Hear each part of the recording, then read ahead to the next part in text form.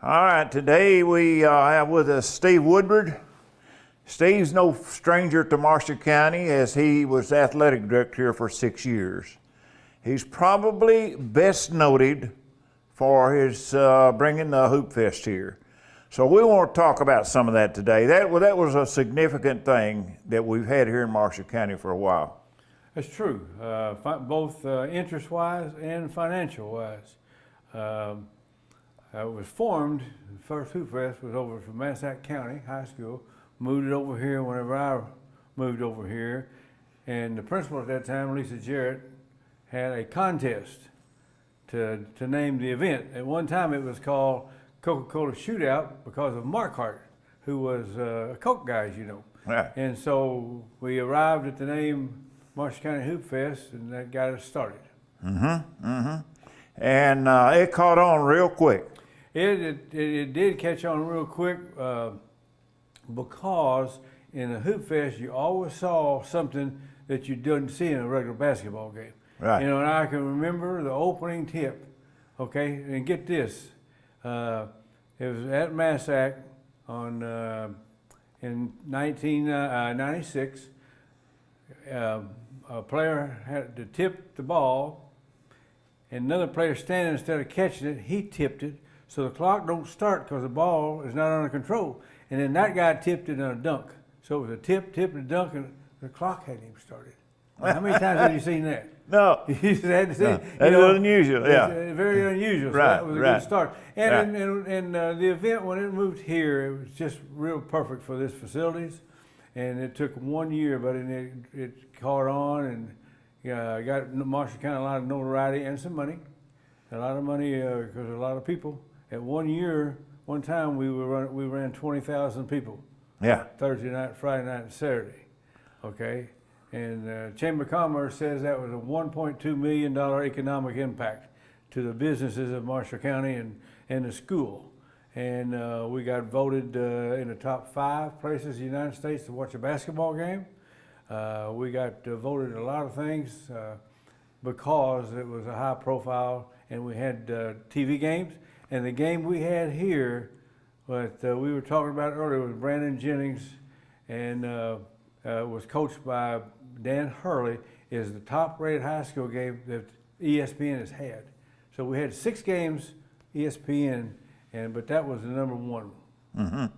Yeah. Well, you must have developed some good friendships with those coaches of those teams, because some of them came back, year after year. Right. I had some favorites, and some of them come back, and they got to trust in you as running a tournament.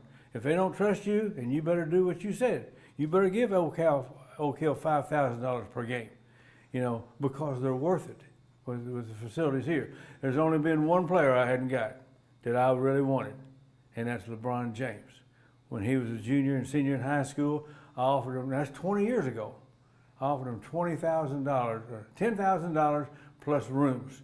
And they wanted to be flown in and all that. And we did fly a lot of teams in, but they didn't get 10,000 on top of that. Yeah. Like Oak Hill was the top dog, and they deserved it because when you use the word Oak Hill, everybody knows that's the best there is in basketball. Right. So, there was a lot of things that happened that just kept repeating and all that, and it got to be well known. You can't go any place right now and say, "Hey, do you know about the Hoopfest?" They know what that is. We had several games. I don't remember how many games that you had in there, but we had some local teams, right, and then brought in some of these teams that, from distant places. You've had teams in here from California, I believe. Had one from Santa Ana, California, Modern Day High School. The hardest coach, the hard-headed coach to work with. I can tell you a quick story. Nike guy, Tony Dorado, told me, he said, now when you get them, I'm going to first I'm telling them to come to Marshall.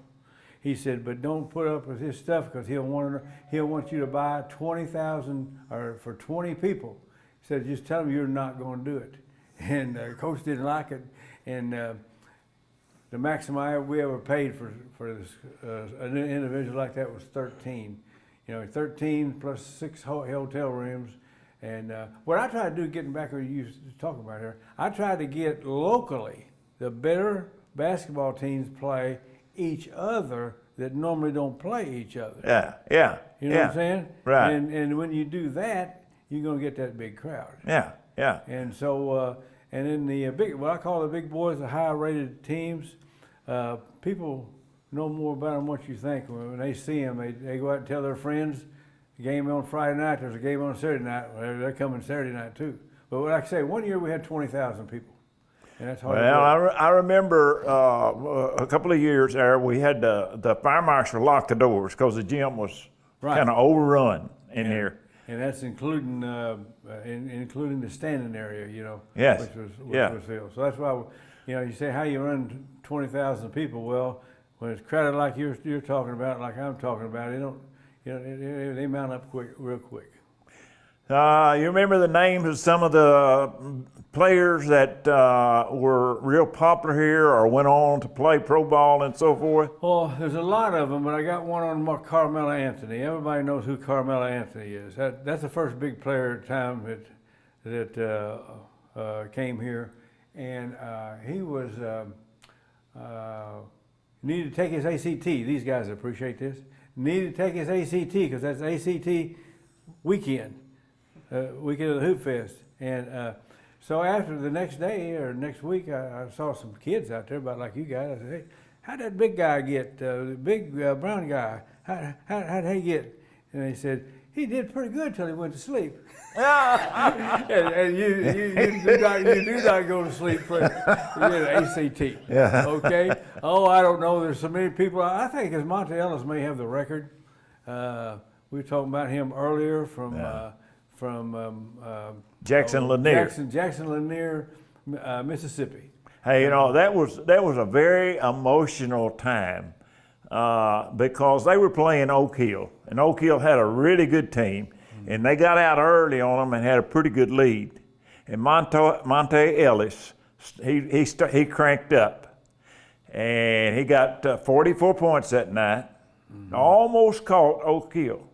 So the most valuable player always was on the winning team. So Josh Smith was the most valuable player, and they gave him that plaque, and he goes and hands it to Monte Ellis. All on TV. Yes, it was. It wasn't because, I mean, he did it because he said, hey, you know, we won the game, but here, you won the trophy.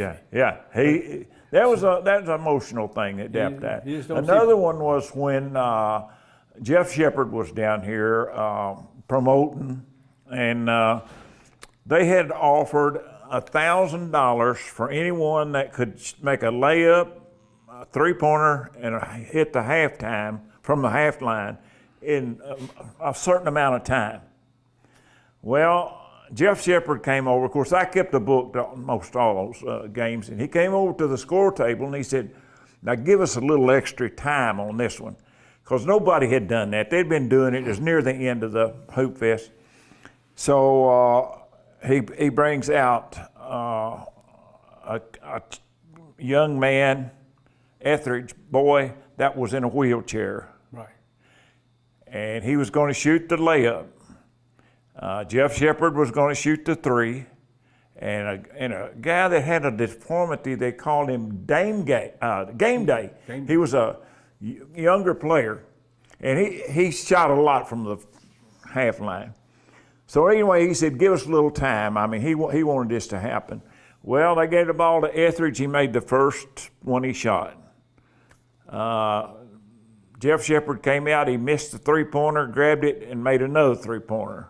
Throwed the ball to Game Day, and the very first one swished through there. They didn't even use up the time that we normally did to do that. And he went over and he gave the Etheridge kid in the wheelchair $500, and he gave Game Day $500. That was the most. I might explain what Game Day was. It was a nickname of a manager on a ball team in Illinois, and he came out and tried out for basketball every year and he couldn't make it. So finally the coach said, "Hey, I tell you what we'll do. We'll use you on Game Day." Mm-hmm. Okay, he meant getting the balls up, being a manager, and the player meant he was on the team because he called him Game Day. Yeah. And so he had some exhibition shooting in the gym, and he kind of pointed to middle of your gym, and he would line up, and he would make them backwards 60% of the time. And I've never ever seen another person like that.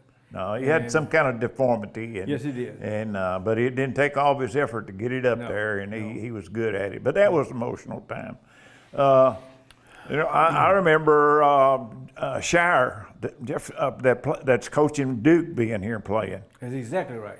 Yeah. And what you didn't know, the week before they came here, they had a game. This is John Shire, fellows. They had a game where he scored 21 points in less than 2 minutes. Really? And I don't know why it hadn't been publicized, but he did it because the players were, of course, naturally told me and everything. It's unbelievable. They put on a press and they came get it and he'd shoot it. He kept making threes. And won the game. They were way behind. I guess that was the last thing that they were going to do. But yes, he was here. I wonder if there's any, the promotional book that you put together. That was really good because you had the teams in there. Yeah. A lot of advertisement, naturally, but you kept the stats of the most valuable player every year. Yep. Teams in there. I wonder if any of those books are still around anywhere. I don't know. I left some here when I left, but I really don't know. Yeah. But I do have a story on Dan Hurley. Okay. Dan Hurley is wild man on the bench now. I don't know if you guys know it or not. UConn won the national championship last year. Okay. And so we were going back to the airport because we had to take the players back to the airport on Sundays. And he's sitting over there, and I was driving. He didn't say a word till we got about halfway to Nashville. Hey, Steve. He said, Kentucky laws are awful, aren't they? I said, I don't know right now. I'm living in Illinois. I don't know why. He said, me and my coaches go down to Walmart in Benton to get us a little drink of booze. And you go in there, and there's no booze, and there's every type of gun you can think of. If you would be from Newark, New Jersey like me, it's no telling how many people would be dead because of selling guns in Walmart. I said, well, you got a point there, Coach. That's all he said to me to the airport. Yeah. Time to get out. But anyway, but John Shire coaching Duke, Yeah. I like that. And I like some of the coaches. Let me tell you something. Right. The coach at Kansas, okay? I'm trying to think now what his name is. Gosh darn. Help me, guys. Anyway, he would come they could scout some of the players they recruited. Bill Self from Kansas. He would come to see who he had recruited, and instead of sitting up there like Roy Williams and Bob Cummings and all the guys like that, he would look for the boy's mother. Like the last time, it was about a woman about 6'4", 6'5", said, "Oh no, I want to sit over her. She's saving me a seat." And so he recruited the Bombers. Yeah. Roy Williams, North Carolina. Yeah. First thing he would say when he come in, have you got that ice cream you had last year? There was a name of a particular ice cream called the Happy Cow. And they knew he was going to give them to him free. And said, yeah, he's there. He said, how about I get me some? Well, there's one last story that I was on keeping the book there most of the time. So my seat was then very close to the visiting coaches. Okay. During all those Hoopfest, I learned a lot of words I never did know before. Steve, we really appreciate you coming on and participating in this. That's my pleasure.